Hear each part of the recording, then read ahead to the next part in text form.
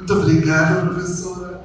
Ó, que mesa que a gente teve, né? Perguntas, um monte. A gente vai abrir para perguntas? Claro que vamos, junto com a outra mesa, porque a gente está meio que apertado. E a próxima mesa, ela é bem interessante, porque ela tem uma das pessoas mais interessantes na mediação, que sou eu mesmo.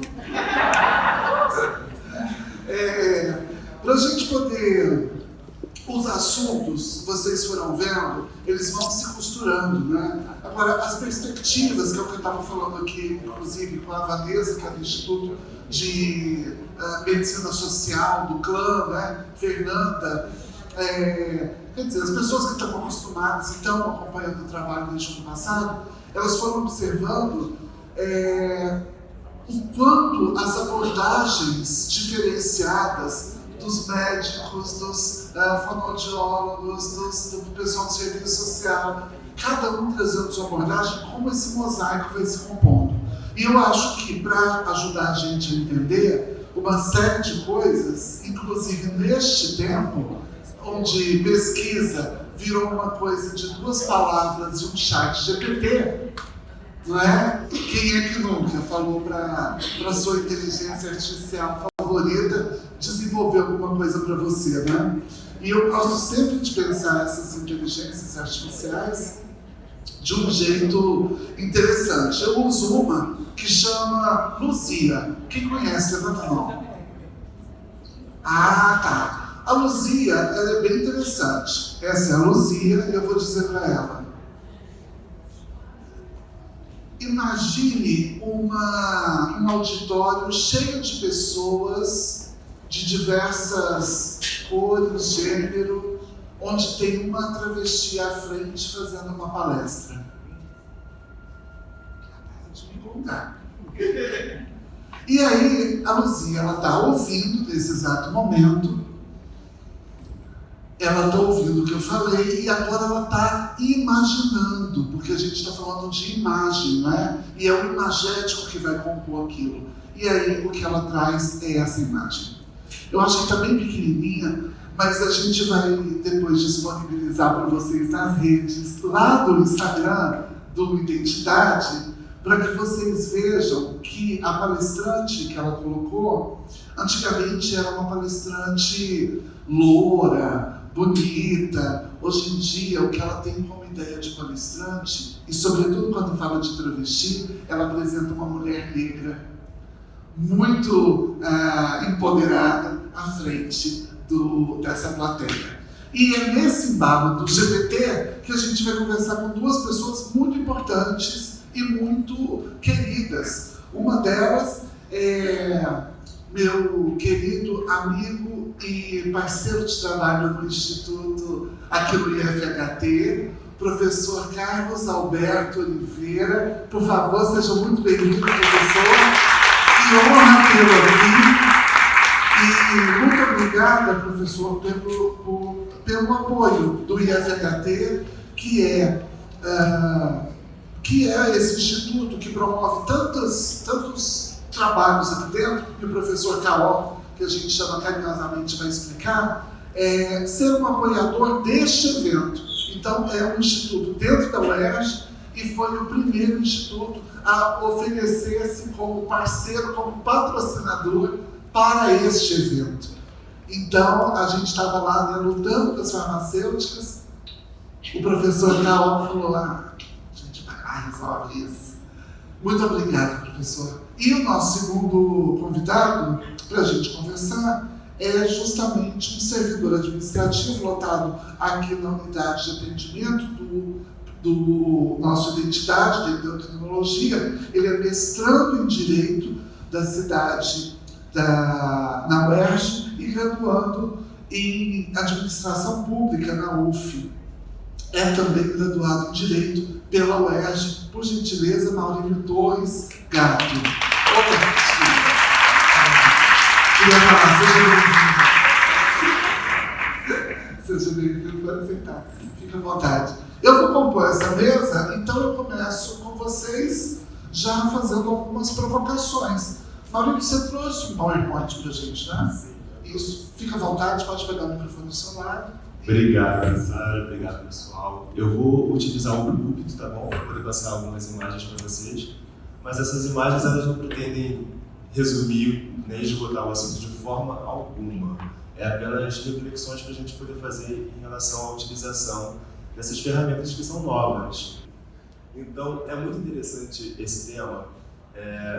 Eu sou servidor administrativo, então, às vezes, qual seria a minha função dentro do ambulatório e por que eu estaria aqui relacionado com esse assunto tão social? Porque mais que médico é social. Porque a gente tem que tratar a questão de uma forma despatologizada. Então, quando foi proposto esse assunto para a gente, como a gente pode tentar abordar isso? E por que esse assunto foi proposto? Então, vou trazer aqui algumas... Antes de falar sobre tecnologia, vamos falar sobre sociedade em si. Entendeu por quê? O que isso tem a ver com integralidade da saúde trans, que é a proposição desse seminário?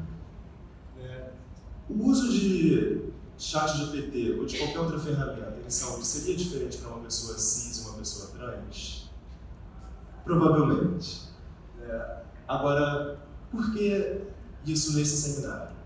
Uma coisa muito interessante que eu observei foi no livro de Cuidado Integral à Saúde da população LGBTQIA+, que muitos médicos eles negam o atendimento a esse tipo de população, a essa população. Então, o que eu fiquei perguntando? Então, seria interessante, então, uma abordagem, qual seria outra abordagem para o teu autocuidado? Provavelmente a pessoa buscaria, através de ferramentas digitais, para poder cuidar da sua própria saúde quando é negado o acesso ou quando a gente só tem uma referência em um lugar que seja capital e nos estados que tem um determinado desenvolvimento diferenciado em relação ao resto do país. Então, é uma abordagem muito importante que a gente vai fazer aqui, antes da gente for falar de assimetria de informação, de acesso, porque, como a gente vai ver, o uso do ChatGPT, ele é pago em algumas modalidades. E qual é o perfil das pessoas transexuais no Brasil? Será que a gente consegue ter esse desenho também? E aí, isso daí a gente observa também uma questão antes da saúde virtual, da saúde real. O que a gente pode perceber? Então, sobre esse assunto, que é o que a gente vai propor aqui, são só questionamentos para a gente poder estudar isso, querer escrever no futuro. Quais são as possíveis abordagens sobre o tema? Então, esse tema em saúde a gente pode abordar a partir do ponto de vista do paciente, que ele vai buscar esse acesso à informação. A gente pode ver em relação ao médico, de como lidar com as informações dispostas ou quais são os dados que ele oferece na internet para poder compor esse banco de dados que vão vai ofertar a melhor utilização dessas ferramentas. E sobre os alunos, como que eles aprendem em relação a isso? Será que isso é de uma forma útil ou não? Depois das referências eu vou sugerir um debate para vocês que tem no YouTube muito interessante. Também eu vou sugerir umas 2 leituras, porque o propósito aqui é a gente poder levantar esse assunto.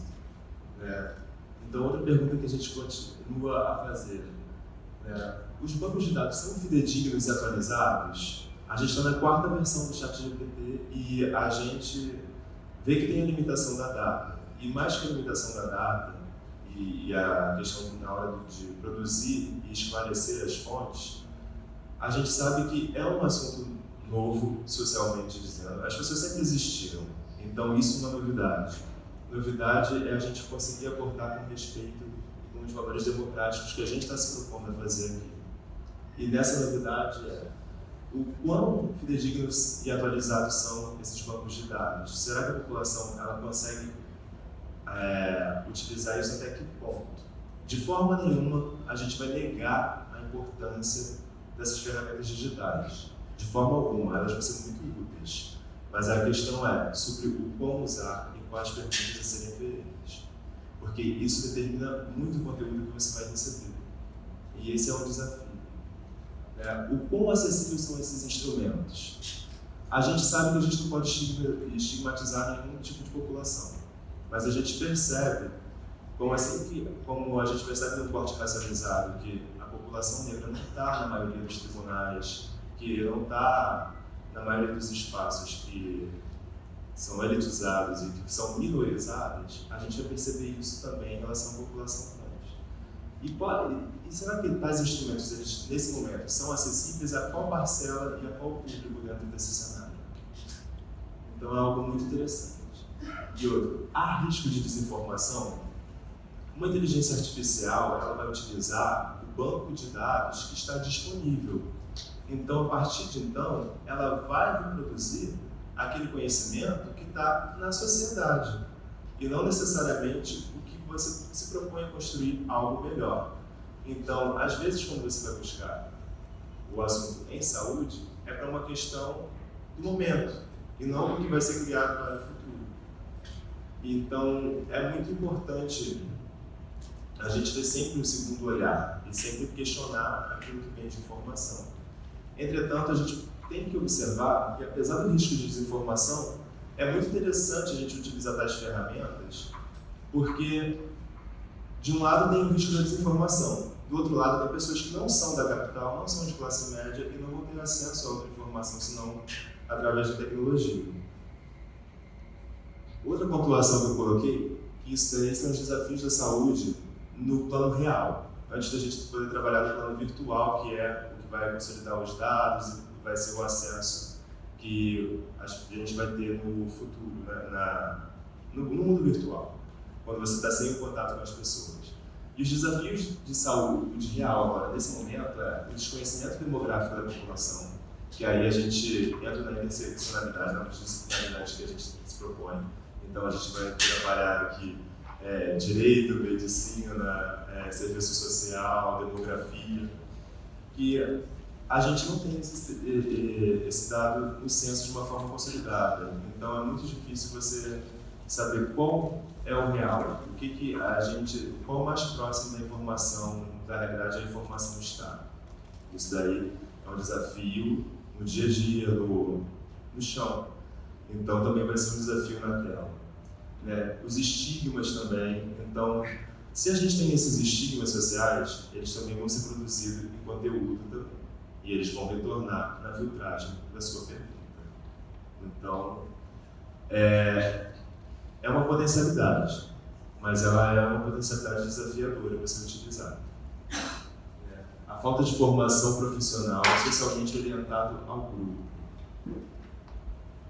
E a visão limitante sobre saúde. Tanto a visão limitante sobre saúde que a gente consegue, ainda hoje em dia, reproduzir patologizações até mesmo em relação à homossexualidade, que é uma questão assim, muito mais debatida do que a transexualidade. E as referências são muito atuais da Organização Mundial da Saúde, despatologizando, né? E a sugestão de abordagem, isso daí na realidade. Virtualmente, graças a Deus, você pode seguir você com mais facilidade do que você presencialmente. Então, essa sugestão de abordagem foi em relação à vida real. Mas agora na virtual, como que a gente deveria abordar isso de uma forma virtual para a gente poder tornar seguro uma ferramenta que ela existe, que ela vai ser utilizada e que, embora tenha algumas deficiências, né, como até mesmo a vacinação da inteligência artificial, de você criar, de mencionar uma fonte, mas produzir aquilo que não foi dito. E eu posso mostrar isso para vocês depois. Então, como que a gente pode lidar com esse desafio da ensino virtual, que são bases de dados insuficientes, porque é uma população reduzida, com trabalhos reduzidos. Como foi mencionado aqui, eu sou mestrando em Direito da cidade e eu não tinha a menor intenção de trabalhar com transgeneridade, não era um assunto próximo de mim. Quando eu fui trabalhar no ambulatório, isso me despertou muito interesse e eu realmente nunca imaginei que estaria aqui ou que estaria num grupo assim, com tanta informação diversa, com tanta gente qualificada. e conhecimentos tão diferentes. Então, são surpresas assim, muito positivas e que dá uma realização pessoal também, porque você se sente útil com o que você quer trabalhar, estudar e com as pessoas que estão ao seu redor. Isso daí é tirando essa declaração de amor, assim, é importante porque isso faz parte dos meus estudos e agora eu estou com mais interesse em trabalhar com questão de cidadania e diversidade na minha área de atuação. Então, outro desafio virtual vai ser a reprodução de preconceitos que são cristalizados na sociedade, as fontes não claras e a criação de menções pela própria inteligência artificial, que isso acontece quando você pede para mencionar tais autores e às vezes o próprio autor ele vê que, ops, isso aqui eu não escrevi, e teve a ideação, que é um efeito da inteligência artificial, que é a alucinação. Nesse sentido, eu vou pedir para vocês observarem uma discussão que é muito interessante, que está na Faculdade de Medicina da USP, que tem o chat GPT em saúde, mas com outras abordagens. Em uma dessas, um dos autores ele vai mencionando o quão foi criado o conteúdo que ele não fez. Então, na inteligência artificial você ainda tem essa questão de plágio, você tem a questão de como ele descobriu aquela fonte. Será que eu estava num banco de artigos que era privado? E como ele teve acesso a esse banco de artigos? E até isso é problemático também para acesso a conhecimento e saúde, você ter banco de artigos privados.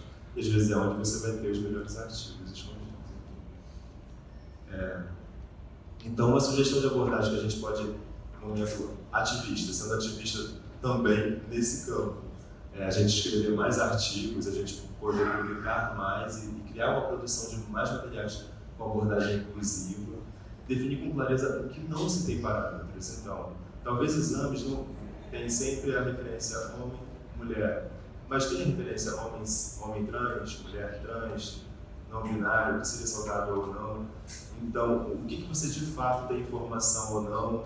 Então, é sempre bom a gente também, quando for escrever, dizer não temos clareza, não temos dados sobre isso, porque assim você não cria espaço para que dados incorretos possam fazer parte da interpretação daquela pessoa.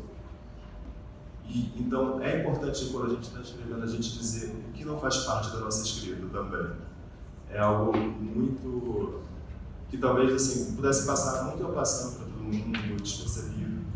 E é importante a gente mencionar aquilo que a gente não está fazendo também quando a gente for escrever, porque aquilo vai virar uma base de informações e vai ser utilizado. E muitas pessoas vão precisar ter esse acesso. E da mesma forma que a gente escreve, a gente sabe que outros grupos não inclusivos escrevem.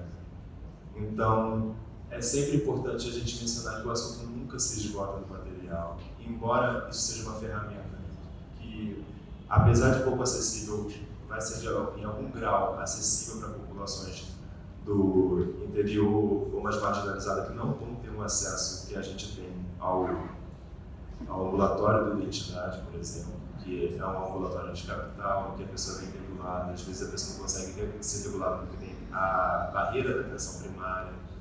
Então, a gente tem que pensar nisso quando a gente vai escrever, produzir. É algo muito importante. E como eu só gostaria de mencionar algumas reflexões aqui sobre a questão da utilização, a gente nem chegou ainda em falar em machine learning, em robótica ou qualquer outro tipo de reflexões que dão uma inteligência artificial. Porque o mais importante que mencionar o chat GPT em si é a gente pensar na inteligência artificial como um todo. E que a inteligência artificial ela vai produzir, ela vai ser uma ferramenta muito útil. A gente não vai negar nunca isso. Mas a gente tem que sempre perceber que é uma inteligência produzida por pessoas reais e ela vai cristalizar alguns preconceitos e vai ter vieses discriminatórios, né? E isso ocorre. A gente só tem que treinar o nosso olhar para isso. Então, eu já estou me encerrando aqui, eu só gostaria mesmo de trazer essas questões para a gente poder questionar, para iniciar. Até mesmo porque a gente está com o professor Carlos Alberto e ele recebeu ontem no Instituto de Humanidades o professor Carlos Afonso Souza, que ele é referência em direito digital. Caso depois vocês queiram procurar, mais a respeito desse tema, é uma ótima referência e eles receberam ontem, né, com a apresentação da Sara também, então é muito rico esse debate. Mas aqui é apenas para pontuar e iniciar o nosso assunto sobre o quão acessível é ou o quão problemático, o que a gente pode encontrar quando a gente pesquisa. Por mais que seja uma ferramenta, já que na vida real as pessoas também são negadas a existir em outros espaços. Então, eu gostaria de só indicar esse livro que me foi indicado pelo Luiz Maurício e eu sigo lendo, né, que é o Práticas de Cuidado Transdisciplinar. Aqui é para a gestão democrática, isso daqui é importante também para o direito da cidade, mas aí é uma outra abordagem. E também estou indicando o professor Carlos Afonso de Souza, que é do ITS, e a palestra que teve na Faculdade de Medicina da USP sobre o chat em saúde.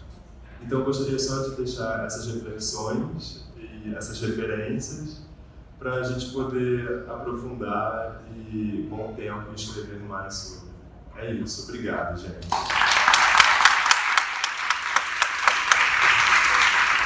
Muito obrigada.